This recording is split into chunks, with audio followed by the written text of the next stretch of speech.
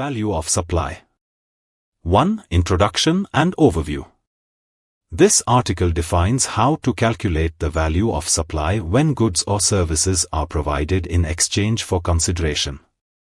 Determining the correct value of supply is critical because VAT is applied based on this value. Consideration refers to anything received by the supplier in return for the goods or services supplied, which could be in monetary form, non-monetary form, or a combination of both. 2. Calculation when consideration is entirely monetary. If the supplier receives only money as payment for the supply of goods or services, the value of the supply shall be determined as follows. The value of supply is equal to total consideration received minus the tax amount. This method ensures the stated value reflects the price before VAT, since VAT must be calculated and shown separately. 3. Calculation when consideration is partly or fully non-monetary.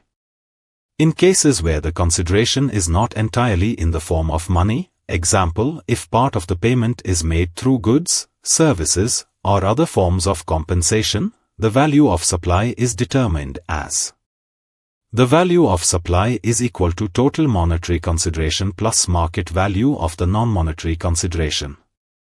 This total amount shall exclude VAT, which will need to be added separately. Example. A supplier provides consulting services in exchange for partial cash payment and partial payment in the form of equipment. In this case, the value of the supply would be cash payment received plus market value of the equipment provided. 4. Calculation for reverse charge supplies, self-assessment by recipient. When the supply of services is made to a taxable person who is required to self-account for VAT under the reverse charge mechanism, under Clause 1 of Article 48, the value of the supply shall be the market value of the supply. This value shall be calculated excluding VAT, which the recipient will calculate and report separately. The reverse charge mechanism usually applies when the supplier is outside the state, and the recipient in the state is responsible for both declaring and paying the VAT. 5. When consideration includes unrelated elements. In cases where the total consideration received covers more than just the supply of the goods or services, for example, if a single payment covers both a taxable supply and a separate exempt or unrelated item, the value of the supply shall be the part of the consideration that directly relates to the taxable supply. The executive regulation will provide further guidance on how to determine the value allocated to the supply, ensuring that only the relevant portion of the consideration is subject to VAT. 6. Rules for determining market value.